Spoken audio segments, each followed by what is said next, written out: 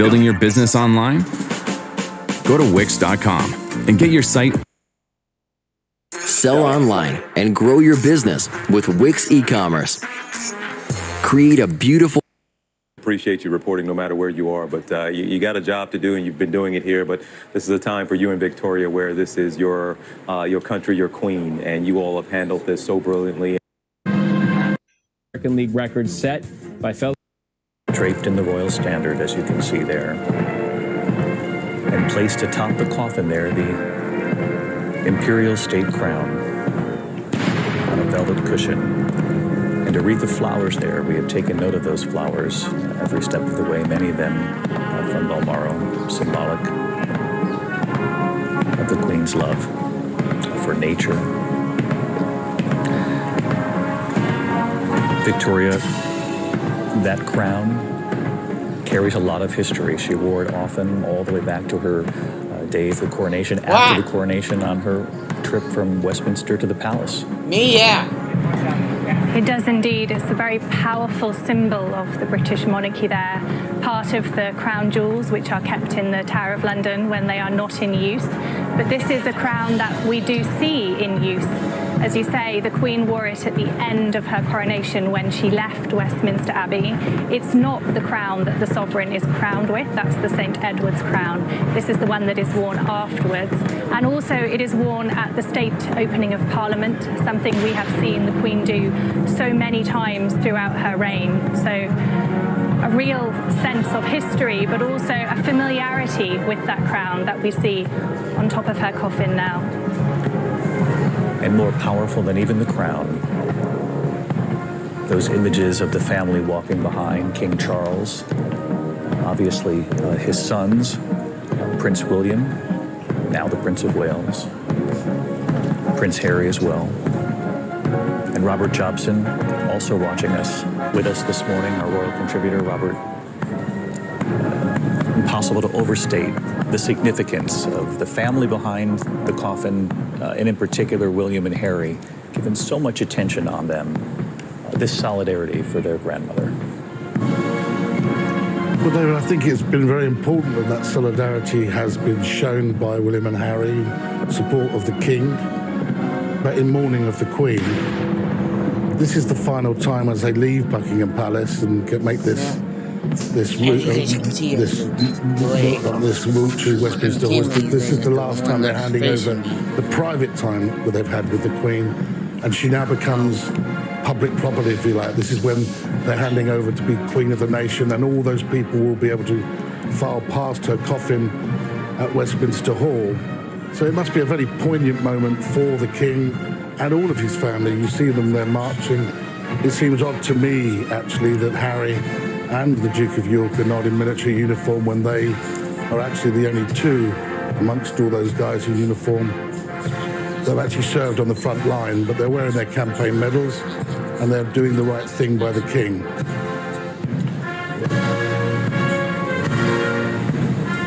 I know for many here in the United States watching, Robert, you can't help but to think of William and Harry as young boys following behind their mother, and we know now, and looking back at history, it was the Queen who privately for many days comforted her grandchildren, and now to watch them as grown men following behind the Queen, the grandmother they loved so much. Well, it was the Queen that really did put that arm around them when they were in Balmoral, when they heard the news of the death of Diana, and their grandfather, the late Duke of Edinburgh, took them walking in the hills to help them clear their heads. But those memories of them walking behind the coffin of the late princess are still with us now. And Harry has talked recently about it haunted him, actually, for many, many years. But here, they were boys then, all those years ago, 25 years ago, but they're very much men now. William, 40 years old, Harry approaching 40, and it's absolutely right that they're marching behind their commander-in-chief and their grandmother and the Queen of the Couples, Kate, the Princess of Wales.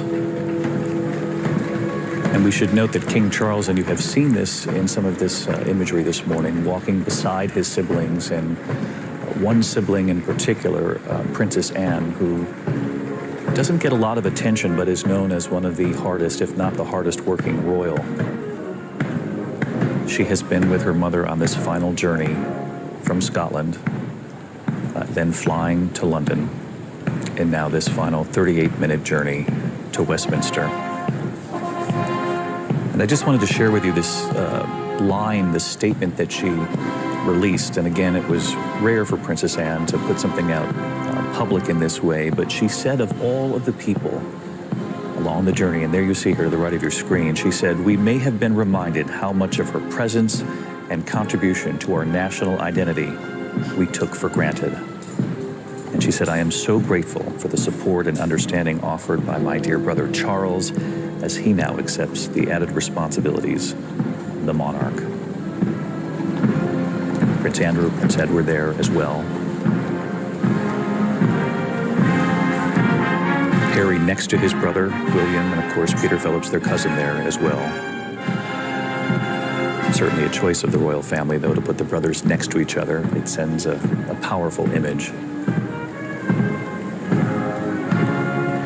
And Victoria, I would gather, and you can see people wiping their tears as the Queen comes by. Victoria, I would gather that if there wasn't an appreciation for Princess Anne before, certainly the respect for her and her role in this final journey for her mother has really set an example for the United Kingdom. Absolutely. She has been an absolutely shining star over the past few days. As you said, David never left her mother's side. She issued a statement yesterday where she told us that she had been with her mother in the last 24 hours of her life. And since then, we have seen her travel down from Balmoral, follow her mother's coffin on a 6-hour journey to Edinburgh, then fly from Scotland to England, and then follow her here to Buckingham Palace. She is such a stalwart of the firm, one of the hardest working royals, but often does not get the attention that other working royals do. And this really has felt in the past few days like her moment to shine, and people have really recognized and acknowledged and appreciated her role.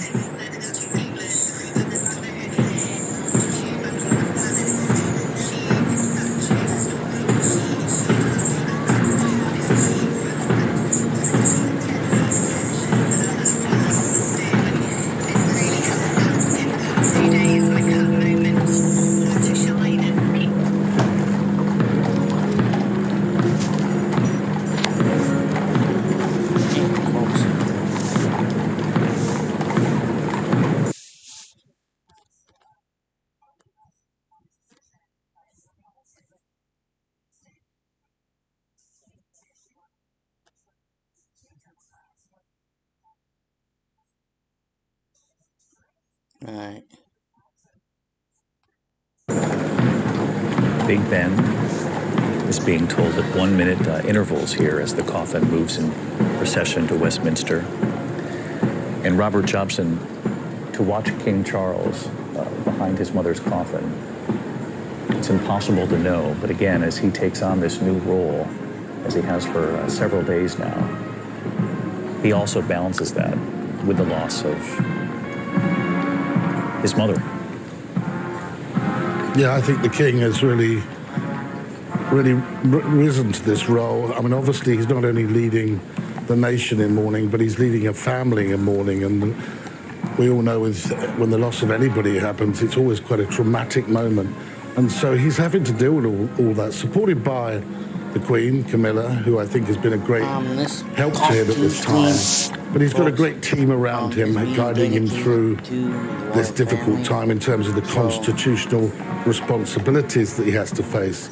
But I do think the family have rallied around the King, and it's great to see that the Prince of Wales, William, and Catherine have helped get that image of a united royal family put out there around the world by having Meghan and Harry and them go on a joint walkabout. That was such an important image, David, I think, earlier. And now this combined image of the two brothers, along with the Queen's eldest grandson, Peter Phillips, Princess Anne's son, all walking behind him, the King, in this little moment of tribute to a great lady, our late Queen.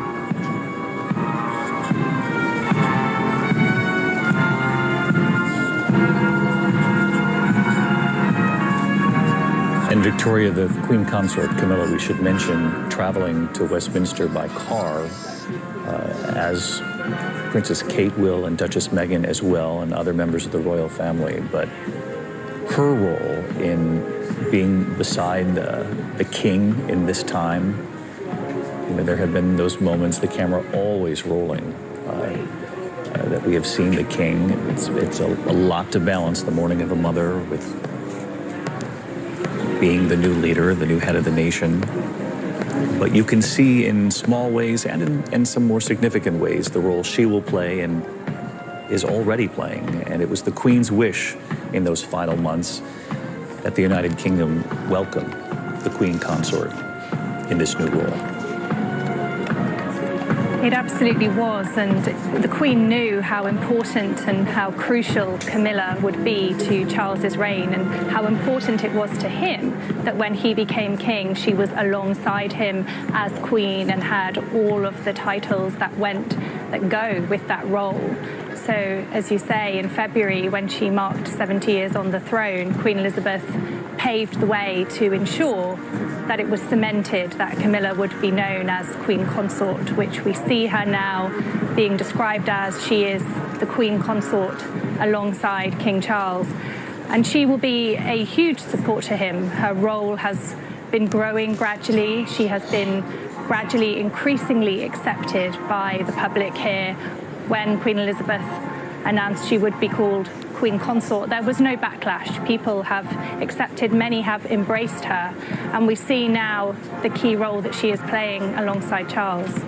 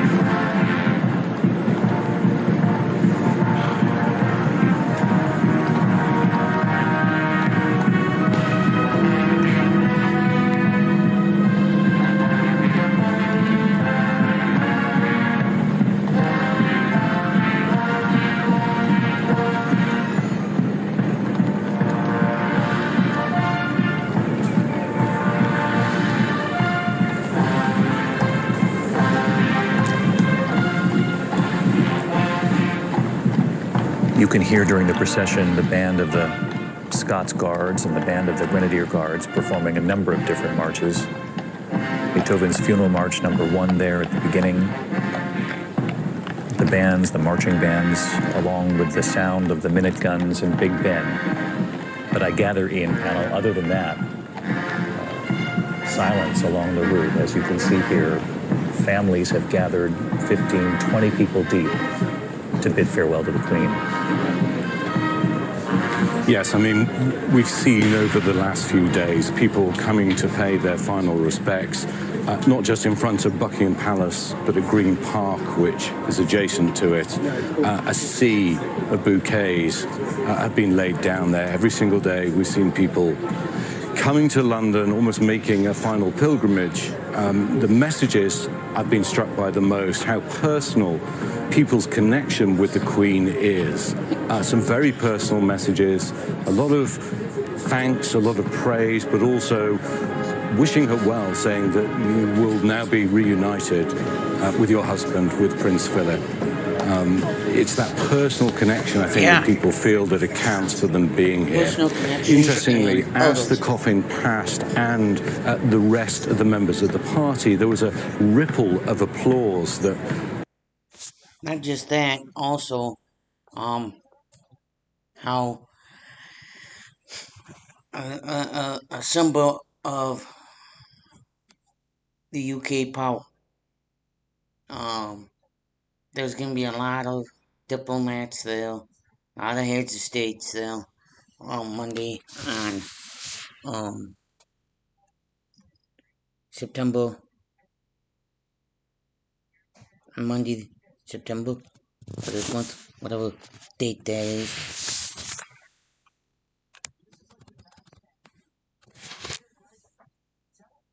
There's a lot of moments in their life that we don't necessarily normally.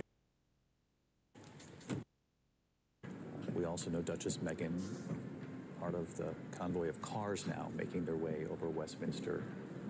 Extraordinarily powerful to see the Queen Consort and the Princess of Wales making their way to Westminster. It certainly is, and David, as we hear the cannons firing and Big Ben tolling, it is remarkable to think about, yes, all of the people who have come out from the beginning in Balmoral, wandering through those Scottish country roads to pay respects to the Queen, and then through the streets of Edinburgh. I have to say, we actually flew towards London, almost coinciding with the Queen's coffin, and it was remarkable to be in Edinburgh Airport when her coffin arrived. It was being transported out by the Royal Air Force on a big cargo jet, a C-17. There was a 2-minute moment of silence in a very busy airport. Everyone stopped what they were doing. And then we're hearing, it's pretty remarkable when you think about the interest, not just in this nation, but around the world, just to be a part of history and to watch and witness this all unfold.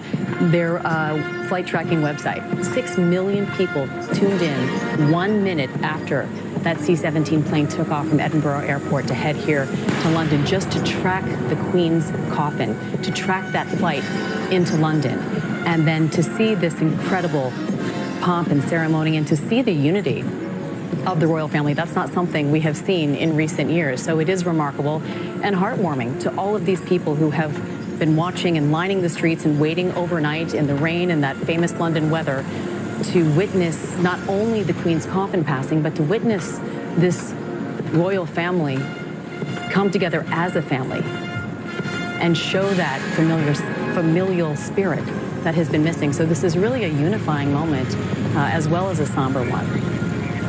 And there we see the images of the Queen Consort and Princess Kate and the rest of the caravan heading towards Westminster now as well. Amy, thank you. At TJ Holmes, we know Queen Elizabeth II will lie in state for 4 days until Monday, which is the day of her funeral. Robin and I will be there with all of you as we report and carry the funeral for our viewers back here in the United States. And the people of London have been told it could be many, many hours in line to pay their respects to the Queen. They're told, David, it could be 30. And for many of the people we talk to here, they will tell you she gave us a lifetime of service. I can give her a few hours in line to pay respects for just a few seconds. And you've been talking about juxtapositions and heard Ian talking about emotions. Well, the juxtapositions step out, or really just jump out to me now, because yesterday it rained all day here, all day in London, when she came back and made that final journey. And we heard that quiet applause, that spontaneous applause that broke out. Well, today, quiet, solemn, somber, but it is an absolutely beautiful day here in London today. And we sit here, and David, we're actually sitting on the same set that was set up for us just a few months ago. And behind us was Buckingham Palace. The Queen was stepping out on that balcony. And Ian was talking about Brits don't like to show their emotions. Well, that was the extreme, exuberance. It was exhilarating. It was exciting. And here we are now, behind us, Westminster Abbey, where that same woman who was on that balcony, her funeral is going to take place. And just a totally different Britain right now. And so we've seen the extremes here and experienced it in a lot of ways, David, and those things stand out to me. And Princess Anne's statement, right, saying that we maybe took for granted what she meant to us. And I spoke to you about it last night in a special report, that 18-year-old young lady, when I asked her what the Queen meant to her, she said, she didn't mean anything to me, really. I'm 18, I didn't think anything about it until I started seeing these tributes. And she admitted herself that she took for granted until this moment what this Queen meant to her. TJ Holmes there at Westminster. TJ, thank you. And it's not lost on any of us, Robert Jobson, that the Queen approved what we're seeing unfold today. She was an integral part in the planning and in how the UK and really the world would bid farewell. What she would have made of this image of her son, now the king, the rest of her family, her daughter, Princess Anne, her other sons, obviously, Princess Andrew and Edward, but what she would have made of her grandsons, William and Harry, behind that coffin in solidarity for their grandmother. David, I think she would have been immensely proud of the King and all of her family today, and rightly so. I think they've really performed immaculately. Is even at the very back of that procession, there's her cousin, the Duke of Gloucester, who's got an elderly man, and he's there marching in uniform. The Duke of Kent, who's her other cousin, unfortunately is not well enough to do so. But I do find it very deeply moving that we're watching these images of history unfold before us. And the fact that she would have planned every single step, every single element of this, the funeral, from the moment she knew everything about Operation Unicorn and what happened in Scotland. But every single step of this she would have signed off on. And I find that really quite amazing, because she could envisage in her study when she was reading through this and signing it off exactly what we're all seeing around the world today. And to me, that just shows you what an incredible person she was, that she's going out with such style as a queen should go out. She has been a healing force of Victoria over 70 years. As we hear Big Ben there in the background, a healing force for the nation, for the entire United Kingdom, obviously during times of great difficulty. And the world watching the relationship between the family, which has been strained in recent times, and perhaps there's hope here that she'll help heal in this moment as well as they move forward. Yes, this is a family who is very much united in their grief. We know that there have been challenges in the family that have been played out very publicly on the world stage in the last few years of the Queen's life. But what we have seen in the past few days is them really put their differences aside and come together to honour her. We've seen William and Harry today standing side by side, walking behind her coffin, a very powerful symbol of the display of unity. She was the one person that none of them had a bad word to say about. They were all in awe of her. They adored her as a mother and a grandmother and a great-grandmother, and they had huge amounts of respect for her. And they want more than anything right now for that to be the focus of these next few days. Victoria, thank you. Walking past Whitehall. The route taken by the Queen and her family following behind. It's taken in the Queen's gardens, of course, the Mall, along the route Parliament Square, eventually making their way to Westminster. And as Ian described a short time ago, you saw it there in that image of people along the route spontaneously applauding. And despite the somber tone and the heaviness of this moment, it's almost impossible for many of them to hide their emotions, their love for their queen, which obviously has come out through applause, even through the tears. Let's take in the moment.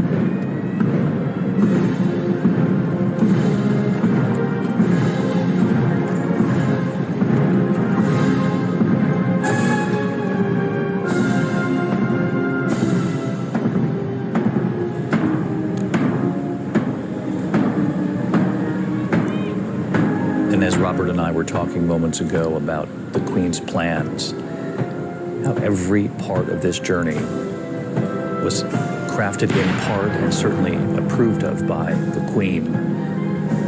We were talking to James Longman a moment ago, and I want to bring James back in because he's standing in the crowds of people who are lined up already and have been, many of them, overnight for a chance to honor the Queen as she lay in state for 4 days until her funeral. Once she arrives at Westminster, it will be quite powerful, James, to watch, and I know that they are predicting historic crowds, perhaps the largest crowd ever, to honor a sovereign. Yes, this is, frankly, David, the biggest event in British history. It must be. I mean, it's just an absolutely colossal undertaking for so many people to descend on the capital to be part of this moment.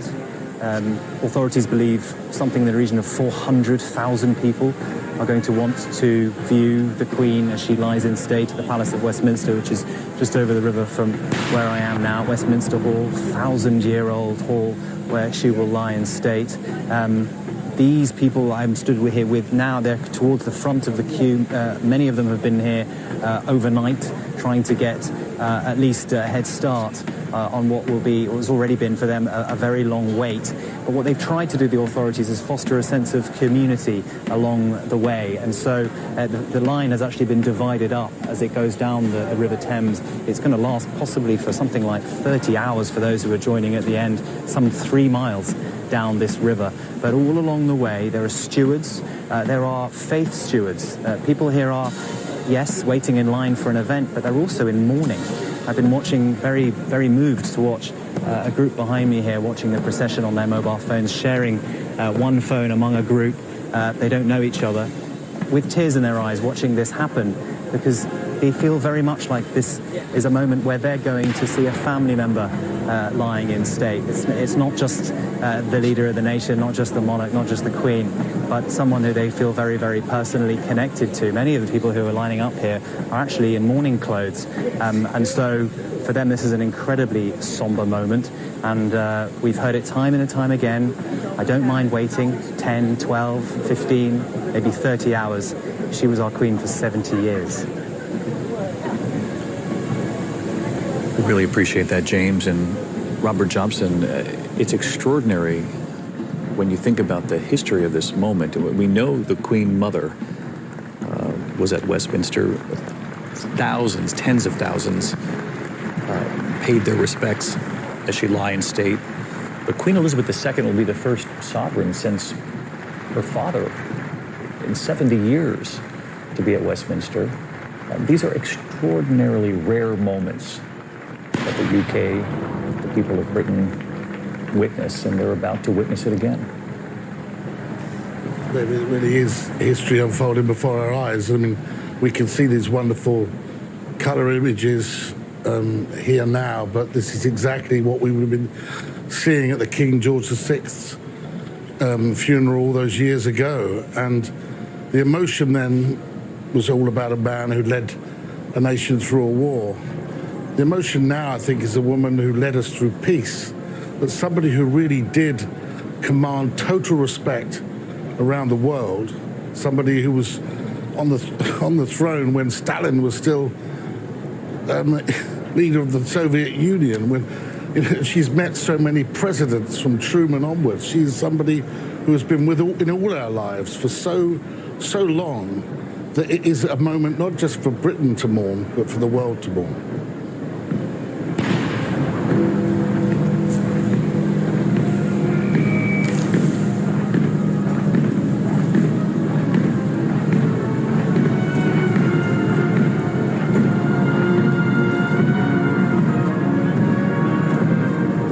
The sound of the marching bands and Big Ben in the background.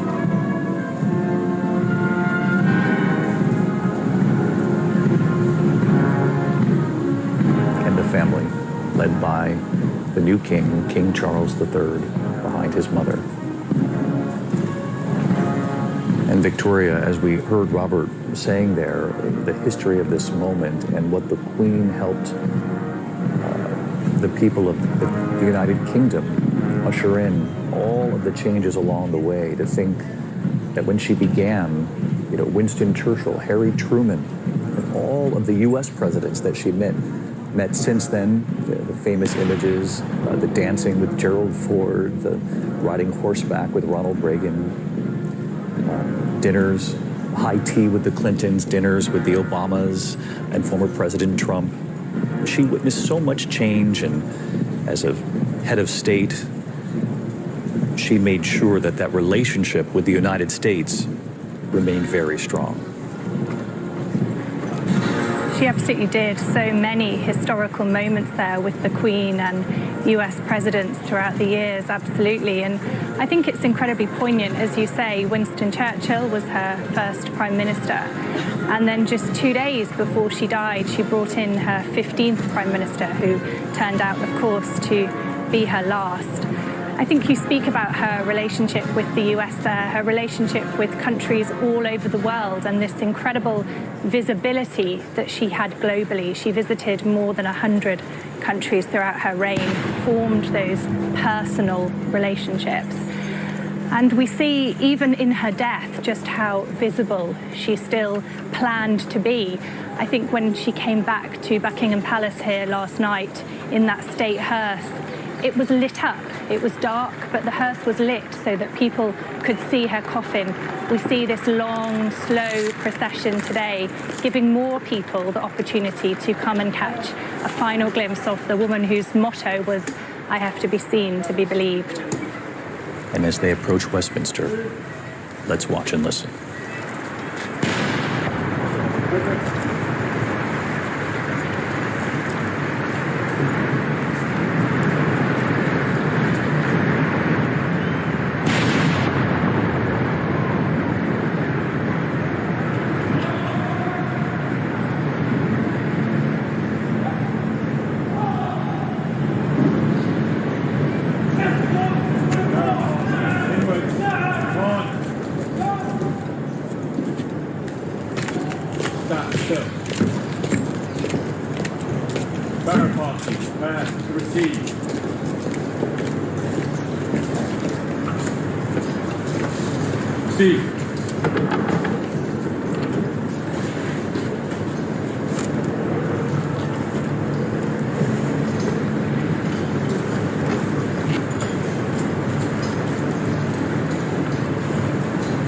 Bearer party.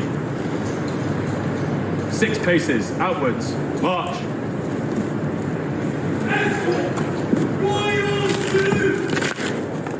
Stand still. Bearer party, prepare to turn. Prepare to raise. Raise. Bearer party, inwards. Turn. Bearer party, prepare to turn. Turn.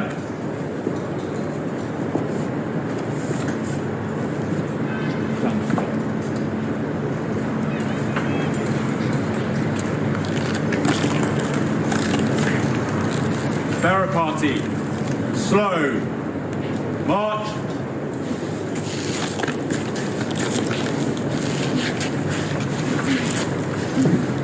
In, out, in, out.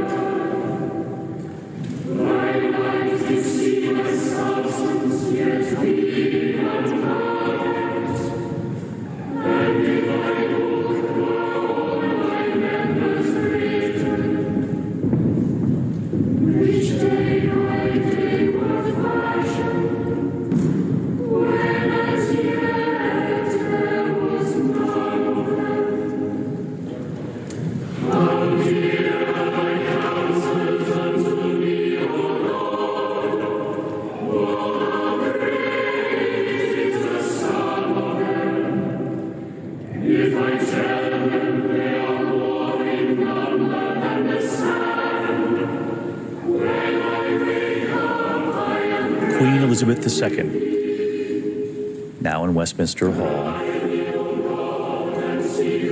where the people of the United Kingdom, the people of London will be able to pay their respects. The family, as you can see, this is our first time seeing images of the extended royal family gathered there at Westminster. The choir of Westminster Abbey and the choir of His Majesty's Chapel Royal, St. James Palace, are singing Psalm 139 as the Queen entered Westminster. The Queen's children now joined behind the coffin. You can see Queen Consort Camilla at King Charles III's side. Victoria, extremely powerful to see the family together now. Extremely powerful moment, David, to see the Queen's coffin lying there in Westminster Hall, the beginning of her lying in state. There will be a short service now conducted by the Archbishop of Canterbury. And then her body will lie for the public to come through and pay their respects. And I think this will be an incredible next few days when we will really get to see just how powerful the relationship was between Queen Elizabeth II and her people. Those queues expected to extend for miles as people wait to have their moment in person. We now live, David, in the digital age, but this is not something that can be experienced digitally. People will be queuing to have that personal moment, be part of this moment in history. 300,000 people filed past her late father's coffin in 1952. And I think at the end of these next 4 days, we will have a record that has far extended that number.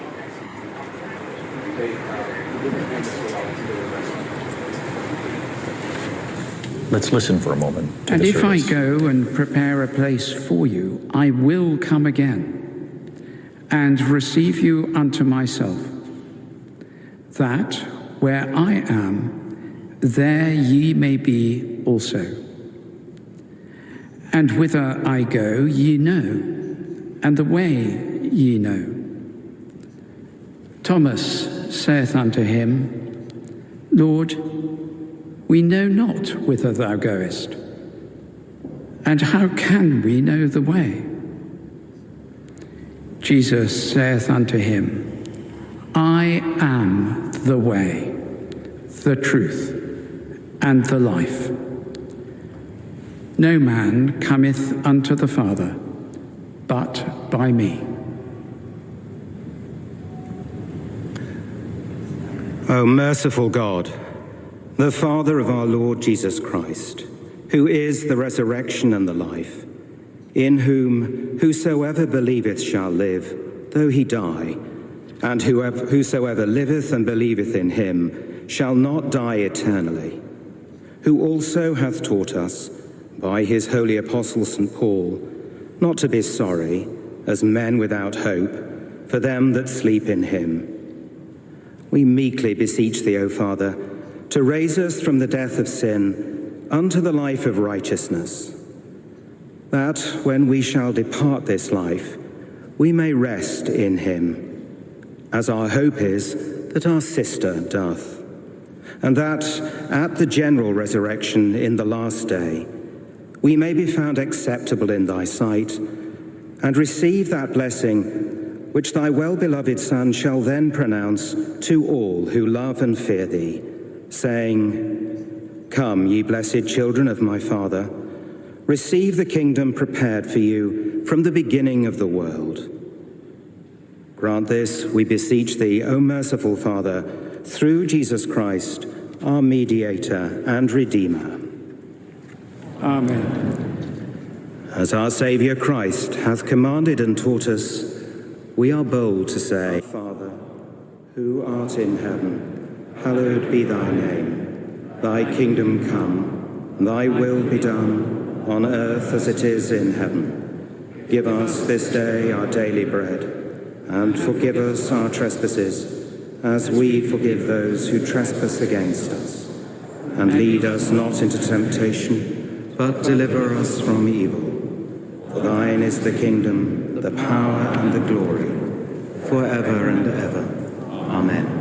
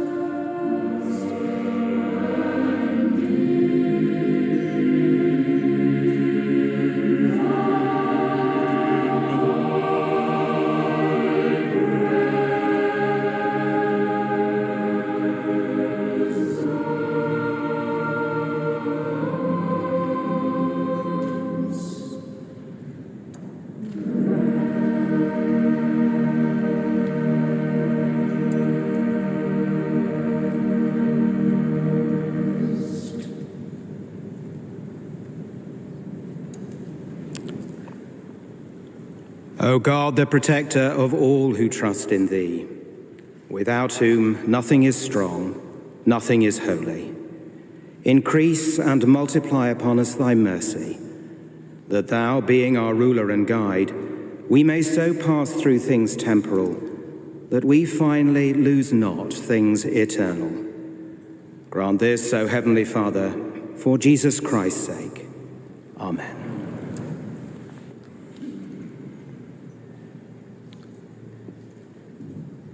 Unto God's gracious mercy and protection we commit you. The Lord bless you and keep you. The Lord make his face to shine upon you and be gracious unto you. The Lord lift up the light of his countenance upon you and give you peace. And the blessing of God Almighty, the Father, the Son, and the Holy Spirit be among you and remain with you always. Amen.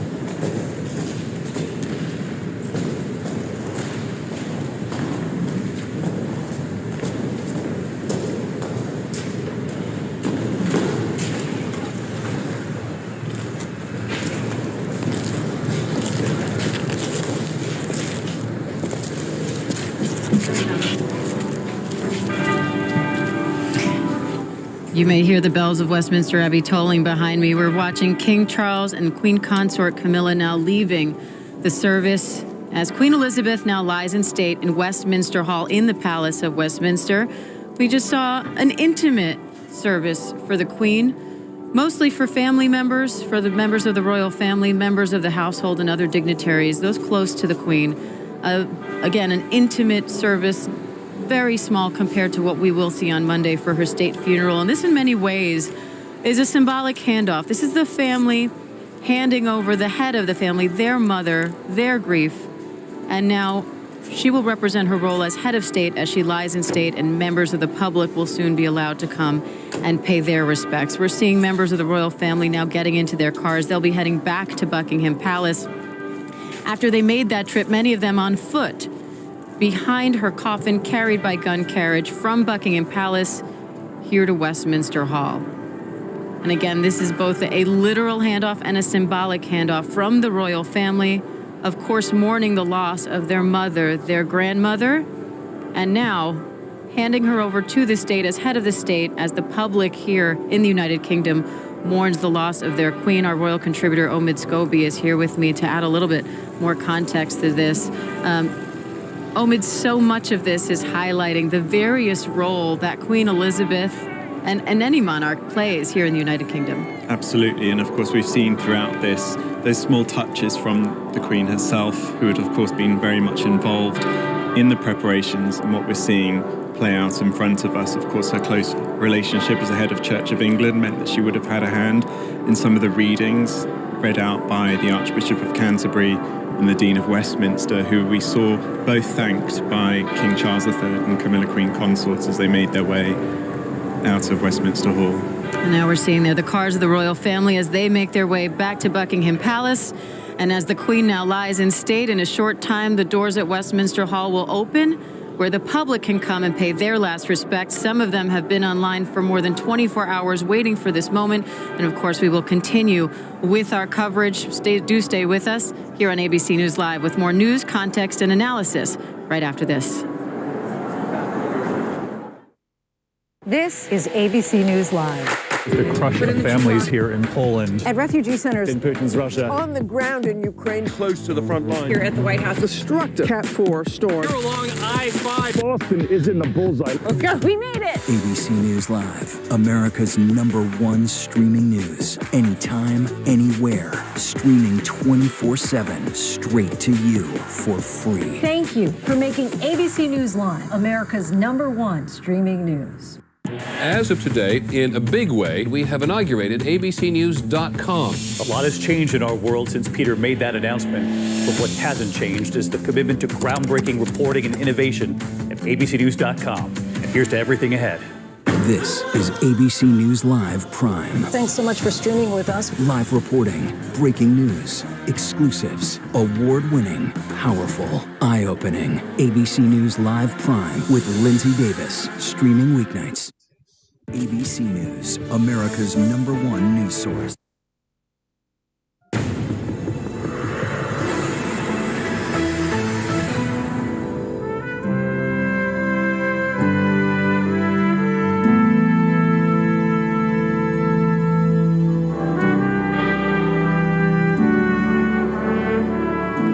I'm Diane Macedo, live in London with our special coverage as the late Queen Elizabeth lies in state at Westminster Hall. You can hear the bells of Westminster Abbey tolling behind me. Members of the public here in England are now set to pay their respects after spending hours lining up, some of them waiting overnight for their chance to witness history and pay their last respects to their queen. Earlier, members of the royal family took part in a procession as the Queen's coffin left Buckingham Palace for the last time. The family then attended an intimate service given in the Queen's honor by the Archbishop of Canterbury and the Dean of Westminster. And it's all part of a symbolic and also literal handoff from the family to state, a tribute to the Queen's role as both head of the family and head of state, which she filled for the large majority of her life. And I want to bring in ABC News Royals contributor Omid Scobie for more on all of this. And Omid, I want to start with that moment, seeing the family for the first time as part of the procession, leaving Buckingham Palace, all of them marching in time. Absolutely. Military precision, of course, all the way from Buckingham Palace to Westminster Hall. And I think you really saw the focus, particularly of the children of the late Majesty, just how difficult this moment must be. This, of course, as we've spoken about, is that moment that she's passed from the family to the state as she now lies at rest. And I think particularly for Princess Anne, who's been on this journey for much of the way, I think many eyes were on her. We know how difficult it's been. Of course, she spent that final 24 hours with the Queen at Balmoral and then joined that journey to Aberdeen, to Edinburgh, of course down here to London, and now to her final resting place, of course, before that state funeral on the 17th. But I think it was inside Westminster Hall where we really got to see some of the other family members who had also gathered there as well. Of course, this was an intimate service, but they had invited certain members of Parliament, the House of Lords, and of course the Queen, not just head of state in the UK, but head of state of 14 Commonwealth realms at present, were also present within that service. Many of the elements within the service, of course, were overseen by her in her life. She, of course, had a big say in many of the ceremonial elements that we see over the days ahead. And I think it really shows a sort of personalized touch on this, but also, of course, how intimate many of these moments are. Emotions there, I think, as we heard that final blessing from the Archbishop of Canterbury. In Charles's eyes particularly, we saw tears. I think it was that moment knowing that they were handing her over in this sort of official capacity. Of course, later this evening, members of the public will be able to file through Westminster Hall. I think we had a glimpse of that in Scotland, where around 36,000 people got to walk past the Queen's coffin as she lay at rest. This number here in London is expected to be at least 400,000. So record numbers. I think we've seen the queues building up for the past 24 hours. Because the last royal we saw lie at rest was the Queen Mother in 2002. I think about 200,000 people had the opportunity to walk past her. Even bigger numbers today. Absolutely. They're saying crowds here in London could hit over 1 million people throughout the course of these ceremonies. And watching today's procession, it certainly feels like a large ceremonial event. But as far as these events go, the palace actually says what we saw today was more intimate, was more personal, was supposed to be more representative of the family. And that was shown also in the 500 members of the military who accompanied the Queen all along the way. She was, of course, also head of the armed services in this country. And she was accompanied today by gun carriage. We saw several members of the military from the household regiment accompanying the coffin all along the way. And now, of course, they're standing vigil around her coffin as she lies in state. Now, the doors have not opened to the public just yet. People are still waiting to get in Westminster Hall, but the Queen is there. She is lying state. She is ready, and those guards are already in place, standing vigil by her side. Yeah, absolutely. As they brought in those guards from the royal household that will stand vigil over the days ahead, I think that was a moment that we saw the emotion in the eyes of the royal family as they felt they were passing her over.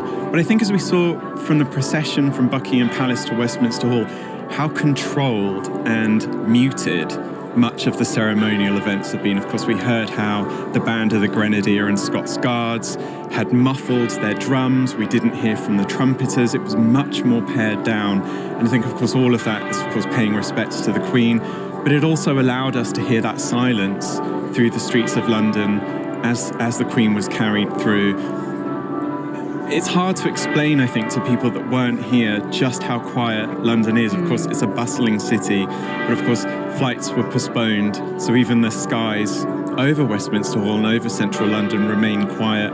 We just heard the booms of those minute gun salutes. Of course, Big Ben tolling on the minute as well.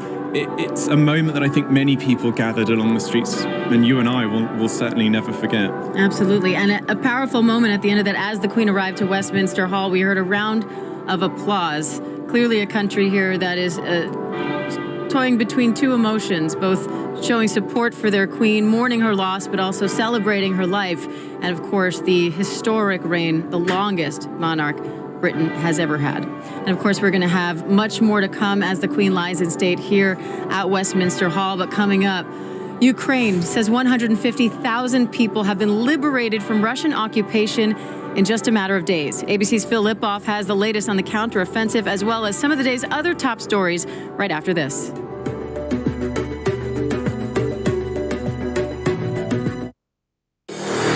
America America's #1 news, ABC News. Most watched, most trusted, and streaming live to you anytime, anywhere, and free. This is ABC News Live, America's #1 streaming news, free to you 24/7. Watch America's #1 news whenever you want it, wherever you are, anytime. ABC News Live, streaming live and free on all platforms. Take America's #1 news with you, anywhere you go, anytime, free. Download the ABC News app now. Breaking news, exclusives, 24/7, there for you with one touch. The ABC News app. Download it now. With so much at stake in our world right now, we wanted to thank you for your trust and for making ABC News America's #1 news. And thank you for making ABC News Live America's #1 streaming news. He thought he was God. He's now one of the most vilified men in the world. He is the everyman. Zelensky is the Tom Hanks of Ukraine. The fact that a little nice Jewish boy is 5'7" is showing up this KGB agent in the Kremlin. What do you say to Americans who see Russia and you not only as a rival, but an unfriendly adversary? Two men at war. Which Vladimir will take over. The world is not going to be the same. Amber Rose Isaac was the love of my life. She went into the hospital. And then I just see Shamani she was as good as dead as soon as she walked into that hospital. Black women are 4 times more likely to die than their white counterparts with the same symptoms. I can't let Amber be another statistic. We need to make sure that this doesn't happen to anyone else. This fight is not over. We're doing this together, man.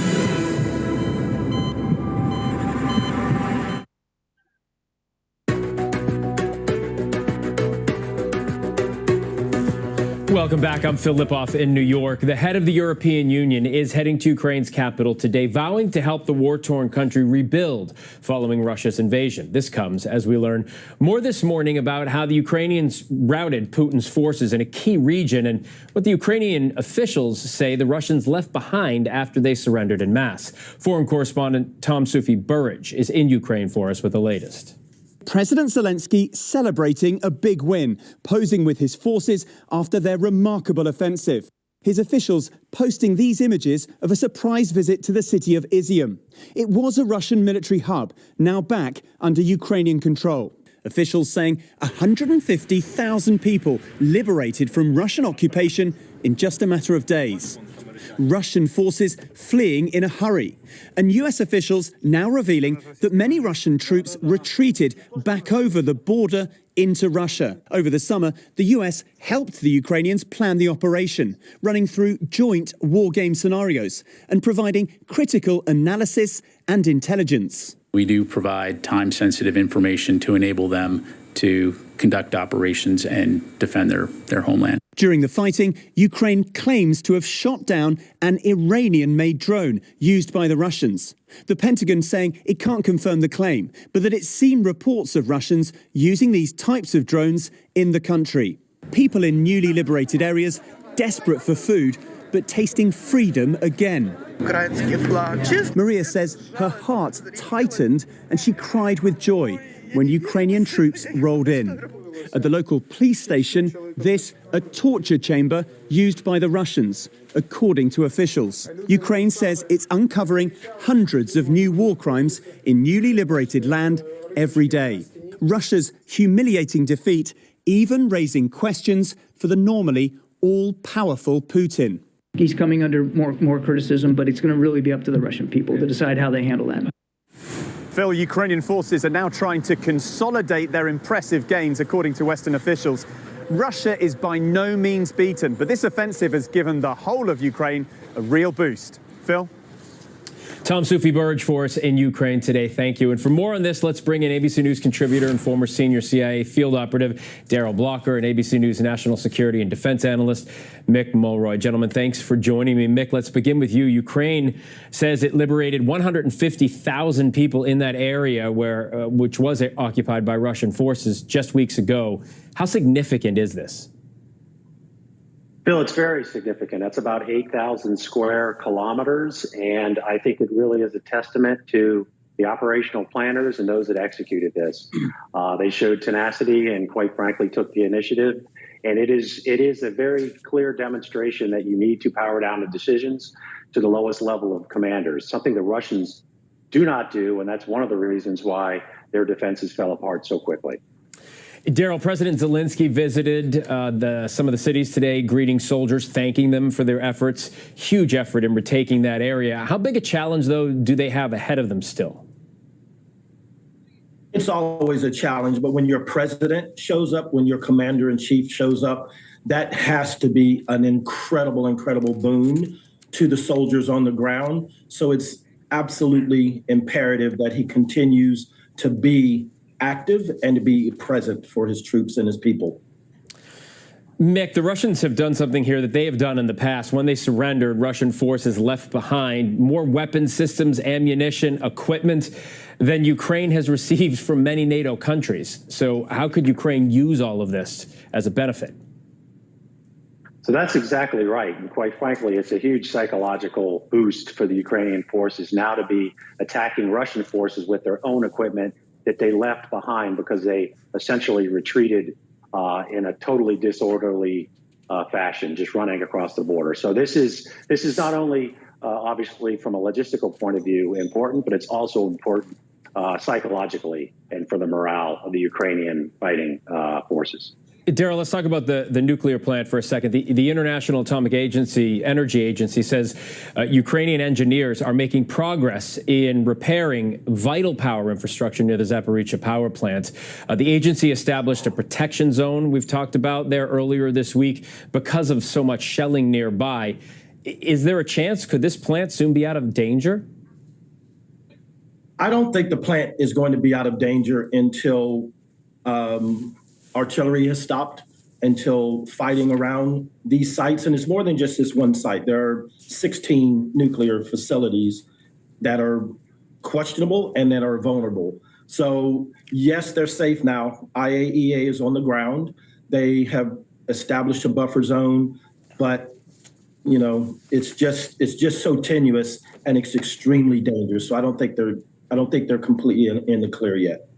Yeah, even with gains, it's still a war and it's still ongoing. Mick, the head of the European Union is heading to Ukraine today and has vowed to help that country rebuild. In her EU State of the Union speech, she said Ukraine will also be granted access to the EU single market economic system.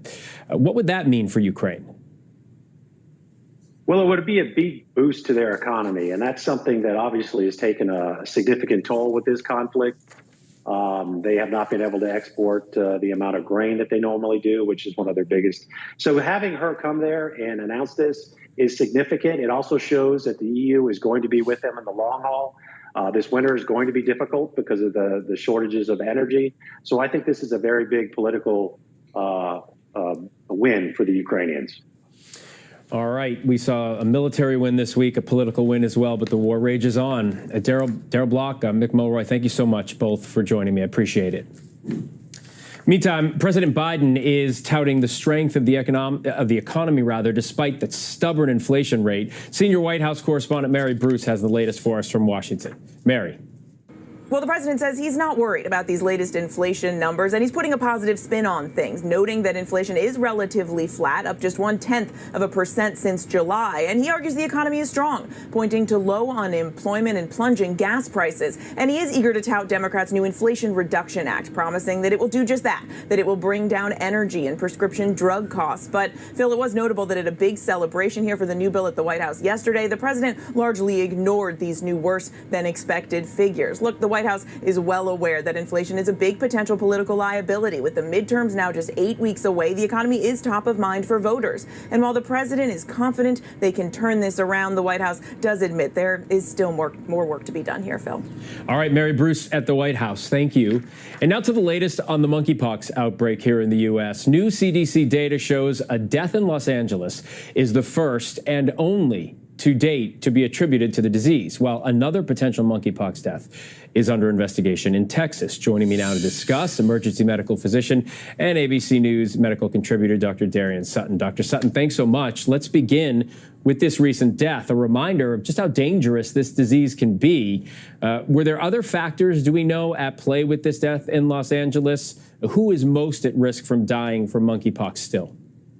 Well, good morning, Phil. So the details regarding these specific cases are still limited. What we do know or what we have heard is that these patients are severely immune compromised, which does remind us of those who are highest at risk, which includes children, patients who are pregnant, and then those who are severely immune compromised, for example, those with untreated HIV or those who are on active chemotherapy. Thankfully, death as an outcome of a monkeypox infection still remains uncommon and rare, but it does remind us that we need to continue to practice caution, especially as these cases, we haven't yet seen a plateau. Right. New monkeypox cases in the U.S., we have seen them dropping a bit, at least in recent weeks, as we talk about a plateau. Are we past the peak of this disease, do you think? Not yet, and not quite. Right now, what we're seeing is a slow in the rate of increase. For example, in July, it took approximately 1 week for cases to double. In August, it took almost 3 to 4 weeks for cases to double. So these are great signs and likely a product of increased education, a reduction in high-risk behavior, increased access to testing and vaccination. But the rate of increase is still increasing, and we have yet to see that level off and then decrease. So we still got a lot more work to do, and I always advise patients and the community to continue to practice caution and making sure that we reduce the transmission of this virus. All right, and so can you tell us what the latest on the vaccine distribution is? It's still a working effort. We're seeing an increased availability of vaccines and an increase in the widening of production. Hopefully, we're going to see more and more vaccines being doled out to those within the community. The target right now are those who are highest at risk, which includes men who have sex with men, their sexual networks, and then we're broadening it depending on state level access to vaccines. Again, it's still a working effort because vaccines are still limited. There are still people waiting in lines to get them and still quite a difficult time. But with the change in the method of the vaccine from that intramuscular shot to the subcutaneous, it allows for more vaccines to be available. So I'm hopeful that we'll begin to get a better hold of those 1.6 million people that is the target audience for vaccination. And unfortunately, we're still seeing an increase in the rate. And unfortunately, we're still seeing an increase in the rate of infection among those outside of the highest risk group. For example, or at the beginning of this outbreak, the majority of cases were men who have sex with men in their sexual networks. And now, most recently, we're seeing more than 30% of new cases are with people who have no prior history of man-to-man sexual contact. So it's just a reminder that we're all at risk, but those who are specifically highest at risk includes those who are gay and bisexual males that we need to focus on. And then everyone else, we still need to practice caution by washing our hands and making sure that we prevent the transmission of this virus. All right, much more work to do. Dr. Darian Sutton, thanks for joining us. We appreciate it. Thank you. Still to come, a package explosion at Northeastern University in Boston, injuring a staff member, and police say this was not random. The latest on the investigation after this.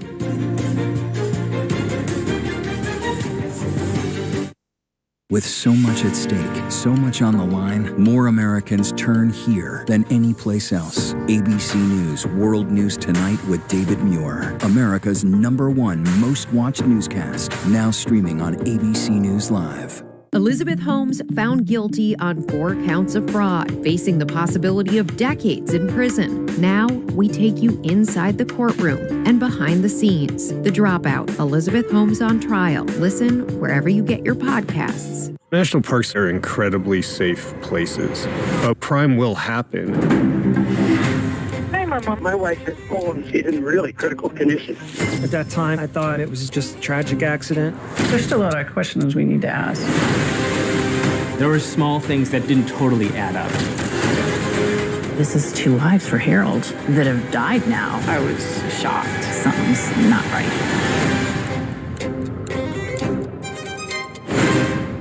Admit it. These days, what you need to know seems to change just about every day. What is it that you really want to know, need to know? To help you not just get through your day, but to make the most of it. Feel smarter. Feel better. Feel happier. Well, how about a 3rd hour of Good Morning America? GMA 3, what you need to know. Now streaming on ABC News Live. It's all about you. America's #1 news, ABC News. Most watched, most trusted, and streaming live to you anytime, anywhere, and free. This is ABC News Live, America's #1 streaming news, free to you 24/7. Watch America's #1 news whenever you want it, wherever you are, anytime. ABC News Live, streaming live and free on all platforms.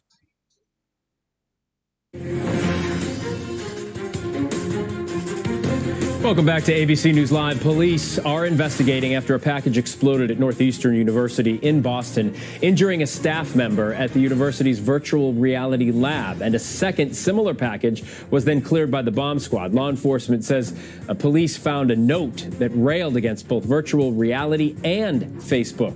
Authorities say the explosion caused evacuations at Northeastern and prompted searches at other nearby colleges, many of them there in the Boston area, but authorities do not believe this was random.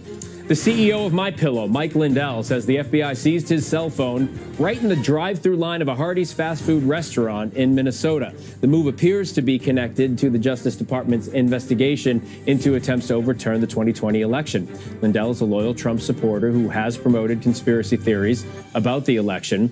He claims agents served him a subpoena and questioned him about voting machines. Aaron Judge set to take 2 more steps toward the record books. Take a look at this. The Yankees superstar smashed this opposite field drive in the 6th inning against the Red Sox for home run number 56 this season. And then a few innings later in the 8th, Judge with this 389-foot shot to left field for number 57. Now he needs just 5 more home runs to break the all-time American League record set by fellow Yankee Roger Maris 61 years ago. Judge capped off this epic night by scoring in the 10th inning as the Yankees beat their bitter rivals 7-6. And of course, we are also following the latest on the Queen, now lying in state at Westminster Hall ahead of her funeral on Monday. Let's get back to Diane Macedo in London with more on that. Diane.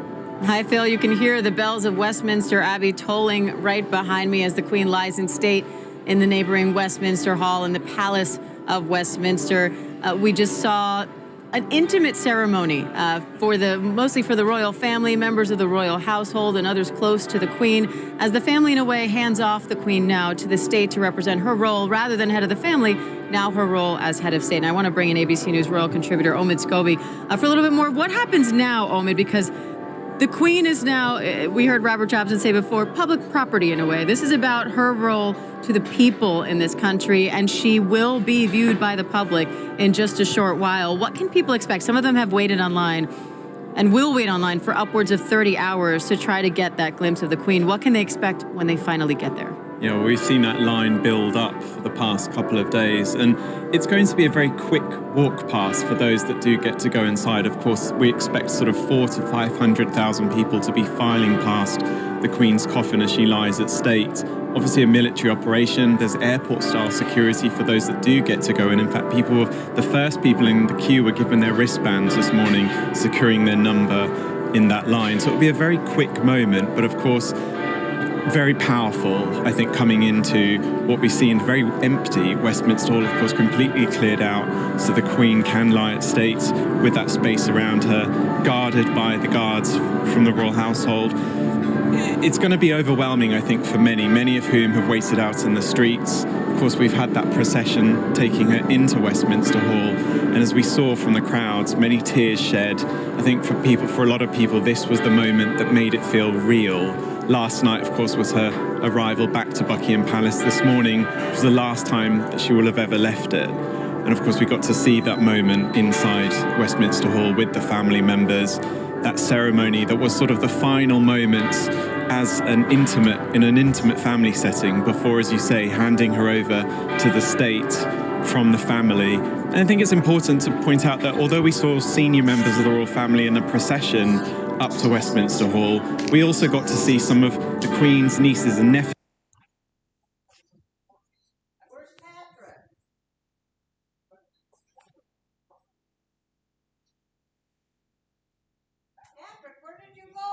I'm down here.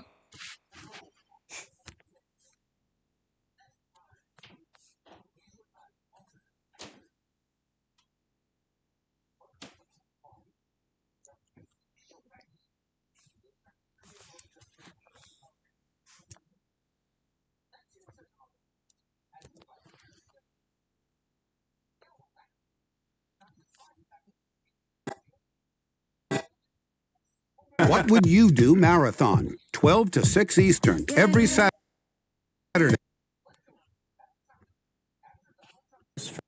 For those who have privilege and those who don't. Those who have privilege and those people.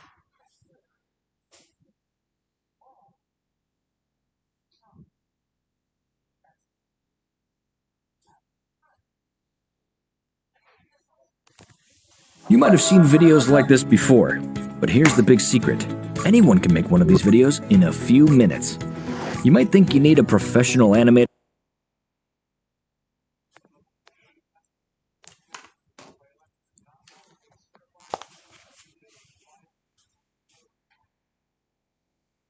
The big secret. Anyone can make one of these videos in a few minutes. You might think you need a professional animator.